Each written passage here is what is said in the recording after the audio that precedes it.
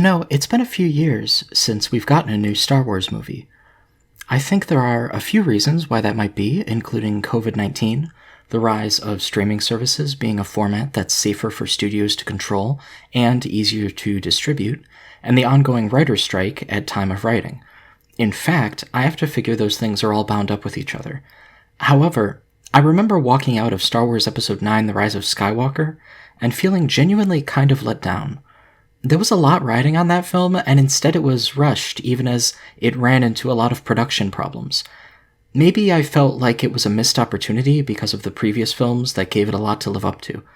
I loved Star Wars as a kid, even the prequels that were coming out at the time, and after George Lucas concluded his film saga, it felt complete. But everybody knew that they would love another trilogy. Obviously, along with most everyone else, I was excited when Star Wars Episode 7 The Force Awakens was first announced, and I went into it with an open mind and had a good time. If you had asked me coming out of the theater what my complaints about The Force Awakens were, I would have given you a different answer from if you had asked that same question as I left the theater after seeing The Rise of Skywalker. In 2019, I was disappointed, and had all these gripes about the themes and the character arcs and the ideas that were introduced at the last second, or never tied up in the previous films. In 2015, I was full of theories and ideas. I got to be excited for a Star Wars film. I hadn't felt that way since seeing The Revenge of the Sith when I was a kid. It was a nice moment. If you had told me about some of the weird, angry videos and articles being made online about the film as I exited the theater that night in 2015, I wouldn't have known what to tell you. The idea of a small cottage industry of online content creators reacting almost performatively negatively to each new property in a series, or even each new property for kids, was a new phenomenon then. But it was already starting, and when Star Wars Episode 8, The Last Jedi, came out, it was in full swing. But you probably have already heard this story before. In fact, if you're watching this video, you might have lived it. While not every negative opinion of a Star Wars property is a part of this phenomenon, you'll have noticed it nevertheless if you've been on YouTube. Is The Last Jedi really such an extraordinarily bad film that it genuinely required this backlash? Is the response understandable in relation to the quality of the film? I think it's interesting that bad films get made all the time, but this film in particular was the centerpiece of an immense backlash on YouTube. And to explore the nature of the backlash, including whether it was justified, we'll have to watch at least a few of those videos and talk about them. Do these critiques hold up? Have these creators been vindicated? Or is the truth a bit stranger and more difficult to retrieve? We're going to be answering these questions over the course of a series of hopefully blissfully short videos looking at an individual creator and a video they made about The Last Jedi. Occasionally, we'll look at two videos in the same video, but I'm really going to try to keep things manageable here for both our sakes. There are dozens, if not over 100 YouTube videos talking about this movie, and I can't cover them all in one video or even series of videos, so some stuff just won't make it. But I'd like to choose some of the more interesting or provocative ones, and talk only very briefly about what I think about them, so that by the end of this video series we can decide what we all think happened. I'd like to open here in part 1 on a topical example covering a YouTuber who has made some waves in what is allegedly film critique here on YouTube this very year, known as Shadiversity. Shad is an interesting guy in the way that telling someone, "May you live in interesting times," is kind of a curse. I first became aware of him through some of his videos about medieval combat back in the day, which is what his career on YouTube has largely been dedicated to.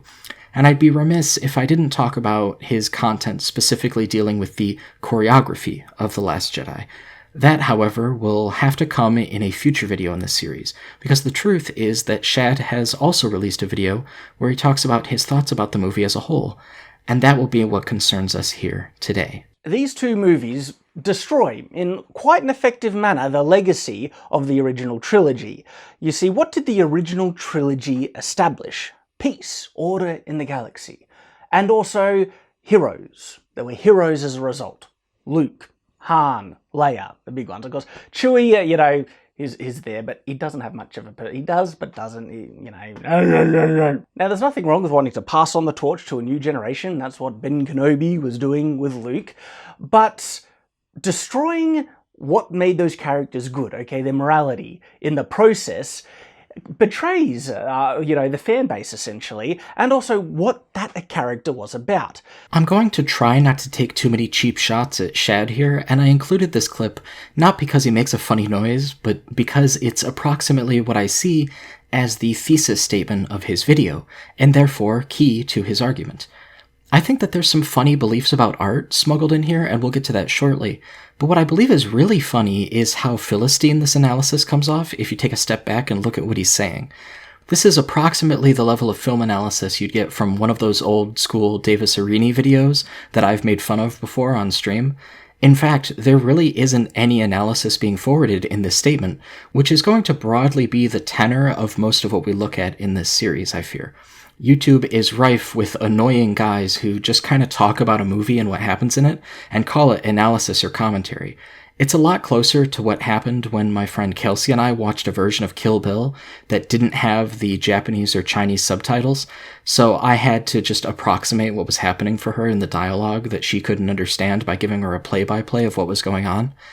Shadiversity makes for a great look into channels and videos like these, because that's precisely how he analyzes films. Shad says the original trilogy established peace in the galaxy and heroes. What is interesting in saying the new films destroy this final note of the original trilogy is that it's so obvious. It's called Star Wars, buddy. There's going to be a war in the galaxy, I'm sorry to say. That peace implicitly won't last. Taking issue with that fact is so silly, I genuinely don't believe he could take ownership of that belief if you actually pointed out to him that he said it. We'll dig into the details of Shad's views shortly, but it's also important to note that he believes the other element of the original trilogy that was left established by the end of the films was a group of heroes made good, quote-unquote, specifically because of their morality, and in deviating from these earlier characterizations of the setting and people occupying it, the new films have betrayed the fans. But let's not get ahead of ourselves. We have to listen to what Shad has to say. So, first of all, before I get into the characters, let's just think about the world setting, okay? The Empire was supposed to be destroyed. And this is a really big plot hole, a serious one, with The Force Awakens, okay? Battle of Jakku, Empire was destroyed. Like, to this day, I don't understand where the First Order comes from. Not only where they come from, okay, they have a massive army. So much resources, they were able to build a base, what was it, like 100 times bigger than the Death Star, to the point that it had its own gravity and was basically a planet? That's massive resources, okay? I'm not even sure the whole Republic would have been able to build something like that, but First Order clicks their fingers, bang, they got this really big thing. Not only that, it's just such a profoundly stupid thing. We build a Death Star, it gets destroyed. Alright, don't worry, we'll build a second one, it gets destroyed. You think they might have figured out that, devoting all these resources to this one big gun things that are so... And another reason why I liked Rogue One is that it explains such a massive plot hole that such a huge base was so easily destroyed with a single gun, okay? But then they undermined that with The Force Awakens with destroying the Starkiller base so easily, and also in the Return of the Jedi, the second Death Star was also destroyed relatively easily as well. This clip rocks.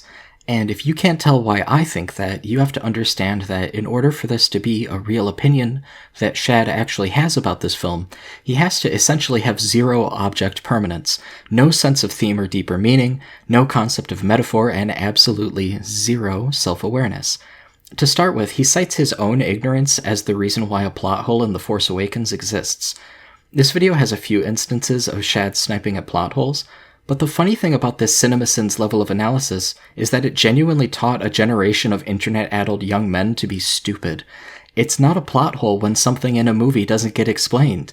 Things happen by implication all the time. Was it a plot hole when Ben Kenobi didn't rigorously explain the physical mechanics of the lightsaber, or the Force, or blasters, or faster-than-light travel to the viewer as he guides Luke through the world of A New Hope? He is the mentor character, after all, so some explanations do come from him. What about in The Phantom Menace? Was it a plot hole when Qui-Gon didn't explain everything for the viewer's benefit from the start of the film? Now listen here, Obi-Wan. The Trade Federation is essentially a giant corporation that is been able to lobby for representation in our legislature, and they're trying to blockade Naboo mostly as a show of force to leverage control over this trade route, but the power play is really occurring in the Senate itself through their allies that may have a dark and sinister consequence for us as Jedi as the plot unravels. Did I explain how trade works in this galaxy? You see, credits are different from money. Master, why are you telling me all of this? We've presumably known each other for years and live in the same universe. Everything about this situation that is completely natural to you would understandably be equally so to me. Furthermore, the same plot would ideally tell any hypothetical third party in need of information just enough about the world to comprehend our interactions with it, since they would only have contact with it through said plot following our actions. Huh, that's an interesting point, Obi-Wan. I guess I have to stop watching those HoloNet videos about why Arnita Sarkeesian is evil. You think Senator Sarkeesian is a Sith Lord? Alright, you get the point. The principle of showing the size of Starkiller Base isn't just a matter of giving the viewer a visual that presents the power of the First Order and gives our heroes a struggle with long odds. Specifically, building bigger and bigger versions of the Death Star is a hilarious nod to the kind of escalation common in the technological advancement for which the Death Star is a heavy-handed metaphor. This would probably have been obvious to people living under nuclear threat during the Cold War, but now you can have a character look your viewer in the face and tell them what a movie is about, and the dumbest men alive will get paid to upload a YouTube video where they say they didn't understand it and neither should you. But Starkiller Base and the First Order's associated visual elements are also very strongly bathed in the cinematic language of fascism, handed down in propaganda films puffing up the Nazi military and the cultural might of Nazi Germany, like in Triumph of the Will. There's an excellent Dan Olsen video about this that I won't belabor here, but once you see it, you can't unsee it. I actually think one of the best and most disturbing scenes in The Force Awakens is when General Hux gives his speech and the stormtroopers all salute him and they fire the weapon. If you really pay attention to what they're doing, it's pretty sickening to watch. I have to hand it to J.J. Abrams for that one, and I'm not even a big defender of Episode 7. It's also worth noting that not only does Shad not understand what's happening in these films on a metaphorical and poetic level, he doesn't understand them literally either. I have to assume someone has explained it to him since, but Starkiller Base isn't a planet-sized space station, it's a planet with a base and a superweapon built into it. The First Order didn't plant all those trees in the forest or lay all that rock, and they didn't build a planet-sized machine to do that for no reason. This isn't Halo. Sorry, Halo fans. Just a joke. Anyway, they just built something insane, evil, and impossible, because this is science fantasy we're dealing in, into a whole planet, and made a weapon for the evil fascist Neo-Empire to use to threaten freedom and democracy. Neat, right? But maybe Shad doesn't think so. He seemingly didn't pay very close attention to the film because if he did, he would have known that a single gun doesn't destroy Starkiller Base. In fact, the X-Wing squadron Poe Dameron leads into battle seems to be doing pretty poorly until they get a 1 in a million shot, due to the fact that Han and Finn's team enters the base on foot to sabotage it. You might say, yeah, that's fine, okay? Let them get away with these ridiculous plot holes. My issue is I think you should feel a little bit insulted by that, right? Or there is this perception in Hollywood that the audience are idiots and they can just do stupid things in plot, setting, characters, whatever. If we just give them flashy lights, okay, CGI, whatever, and a couple of jokes here and there, we'll make a great movie and make heaps of money. Now, they'll make an enjoyable movie and make heaps of money, but they're not going to make a great movie, okay? Making a great movie means making something with intelligence and substance behind it, something that will stay with you, something that maybe even you learn a lesson from. There's messages in with it that's uplifting, so much so that this is the type of movie that you want to show your kids. Now you guys know that I hate to cut somebody off, but from here Shad trails into talking about whether he'd show his kids the new Star Wars, as well as some things he liked about it. We'll return to his critiques in a moment, but I wanted to put a cap on the beginning of his video because I think it's rather humorous that a man too dense for the message of a movie made for children goes online to tell everyone that the movie isn't one that he would show to children, because unlike its predecessors, it isn't didactically moral, not even necessarily true in my opinion, by the way, or uplifting. I think The Force Awakens maintained a relatively uplifting tone throughout, so I don't see what his problem is on that note. But I do recall Shad getting into some beef with Jack Saint over some fairly ridiculous comments on the Mario film that centered around his views about whether he would show the film to his daughter and whether Princess Peach was sufficiently feminine in her portrayal. The thing about someone who approaches media in terms of assessing its uplifting didactic moral storytelling is that they're essentially beating art into a Mother Goose or Aesop's Fables format where every story has to teach something about the world. And in the context of an adult evaluating whether a film has that message, it means they'll be evaluating that film based on whether it affirms their already established social mores. We've all seen an obnoxious feminist or two call a movie problematic because it doesn't take the time to teach a good lesson about something related to respecting women, consent, or why capitalism is bad. But it's worth noting that there are conservatives like this too, and Shad is exactly that type of guy. His reviews are filled with this sort of thing, and clearly have been for years. There's another thing going on here as well, and it relates to the subject of this video. I want you all to know that I make these videos not out of a desire to peddle outrage to keep my viewers coming back for more and to push a culture war, but out of a desire to learn something myself and to forward that to you. I started this channel specifically because I believed that there were things of importance to me, personally, that were in the public interest to talk about, and with the greater knowledge has come a slightly more humble sense of what it is that I'm doing here. I don't want you guys to just automatically be mad at videos or creators that I don't think are good or who I think miss the mark. I specifically have made a couple of videos in the past year or so because I feel like there needs to be more room for community discourse where we grow from disagreement. I also don't think you should be insulted by bad movies and books. I've talked about a few movies, books, and shows that I think are good, and I plan to talk some more about some that I think are bad in the future. But all getting angry about that stuff does is give you a bunch of energy that influencers can harvest for engagement. Your sense of aggrievement should come from a real place and serve a real purpose. And I don't think being mad about nerd culture stuff is worth it or even necessarily justifiable a lot of the time. I have to say that because I think somebody who is used to consuming content like Shad's might not distinguish between outrage bait and analysis, and they might think that what I'm doing with Shad's video is what Shad is doing with Star Wars. But I think there's a difference. For one thing, we'll find down the line that there are some real implications in this phenomenon of these Last Jedi videos, and for another, I think it's one thing to remark that the culture industry produces a lot of frustrating slop, and quite another to quietly join a small cottage industry producing something worse.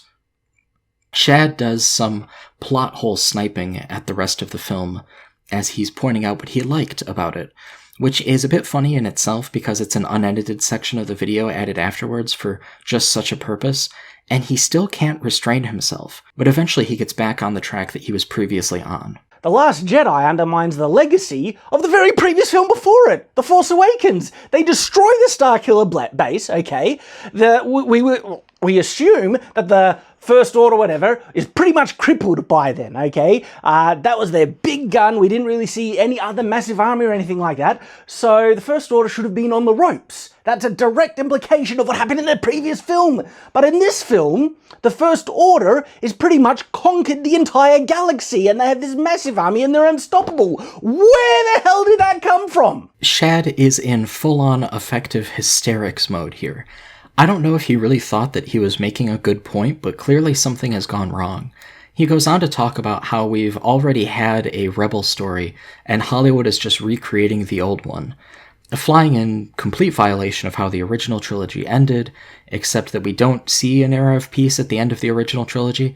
If memory serves, at the end of The Return of the Jedi, we actually see a lot of celebrating that includes a riot pulling down a statue. Interesting that George thought to show us that. Does Shad think every Star Destroyer and every Stormtrooper was at the Battle of Endor? Probably not, but he has to treat these things in isolation to make his point. He talks about how we've already had a story of rebellion, which is true, but the First Order are essentially an Imperial remnant group turned revivalist faction, and there's nothing wrong with showing them as the dominant force in the galaxy. In fact, showing the First Order as having so many resources to throw around should have been a hint to Shad that they might have more than just the ships and soldiers on Starkiller Base. Snoke even makes a reference in his dialogue to the fact that he's somewhere else in the galaxy and Hux has to take Ren and return to him. But Shad's argument doesn't just neglect elements of the films, it neglects his own points. He has a child with Leia, okay, and he becomes bad, and he kills people. And what does Han do?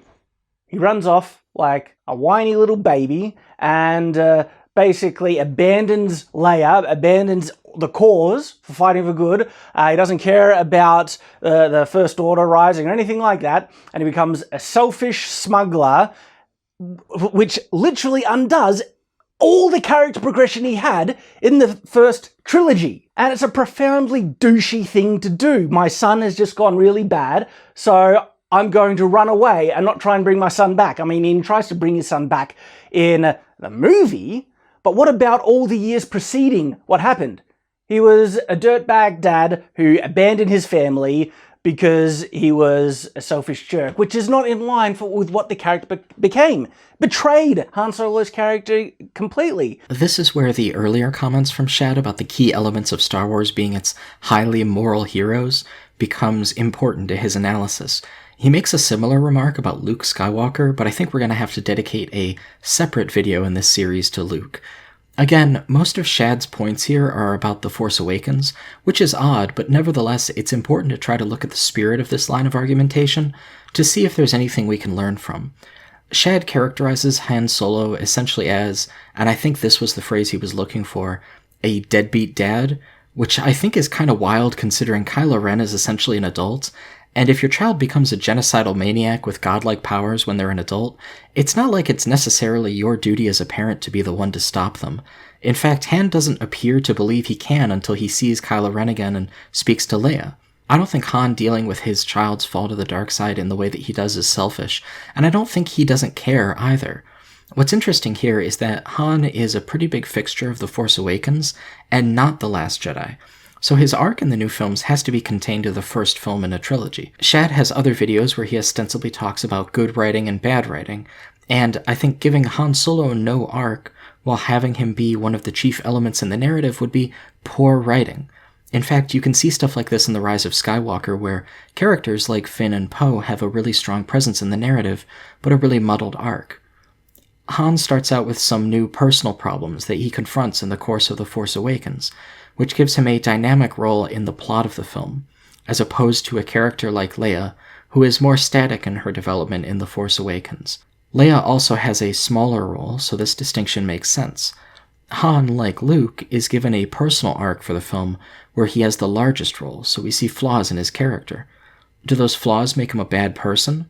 Well, I'd argue they don't, because I don't think a parent would be wrong for grieving their child like this, and I must have missed the part of The Return of the Jedi where Han holds Leia close as they celebrate, and he looks to the horizon and says, "And I swear, I'll never smuggle again," and Leia says never, and he responds, "Not even if our son turns evil." But Shad sets himself up for this weird framing by fixating on morality like this. Maybe if you do nothing but stare at vaporwave edits of marble statues set to Little Dark Age, you'd feel the same way. But I don't think a good story, meaning a story of high quality, is necessarily one whose characters develop ideal and unimpeachable morality. To me, that feels like a confusion of a moral good with an aesthetic good. And there are definitely some very blinkered people throughout history who have believed the two are indistinguishable. I'd argue that if you believe that, you should evidence it. But that opens you up to counterclaims. Ultimately, I think it's quite easy to imagine a story about an immoral character that is nonetheless well written and captivating, and I don't think that Han or Luke are all that flawed here. They have times of weakness from which they return to do the right thing. They don't become assholes, they encounter problems that are difficult for them. It's also worth pointing out that you don't know what kind of father or teacher you'll become until you become one. So any prior sense of morality might be complicated by what you find in life just over the horizon. I think that means that these characters have real human qualities. They stumble and find their footing again. That's not a sin in writing. In fact, many times it's the opposite. But if you were expecting triumph of the will on ice, maybe you were disappointed. Some of you may recall a section from a previous video posted to this channel refuting an article by Jonathan Chait where I talk about forms of kettle logic and rhetoric. In that video, linked in the description, I explain what kettle logic is. In another video, also linked in the description, I talk about another different sophistic political online personality, Hannah Pearl Davis, and the way she argues. In media analysis, this is a little different, but by way of analogy, you'll hopefully have seen how, for someone like Shad, the keys to success in rhetoric here are point to everything and commit to nothing. He says viewers should feel insulted by plot holes, like the destruction of Starkiller Base, but implicates the return of the Jedi in his framing. He says these films have unexplained plot holes, but doesn't give them precedent over themselves, a feature of his argument we'll return to in a later video in this series, responding to another creator. He insinuates Hollywood thinks audiences are stupid, while refusing to grant the films a reading at or below surface level. He requires that films be deeper in their meanings, but also requires that they read as morally didactic. Maybe you can see how this would be a recipe for unhappiness. I hope it's clear that the issue I have with Shad is analytical. Yeah, he says things to his audience that aren't true, but he says them about a movie, so the stakes are pretty low. The issue is that he does this in the context of stoking their grievances, telling them they should feel insulted by these things, and he does this in the context of a larger phenomenon in a new media landscape. For our purposes in this series, he's just one silly, wrong man who is part of something much larger. Many YouTubers have made videos about The Last Jedi, and we'll be covering many more types of arguments against it.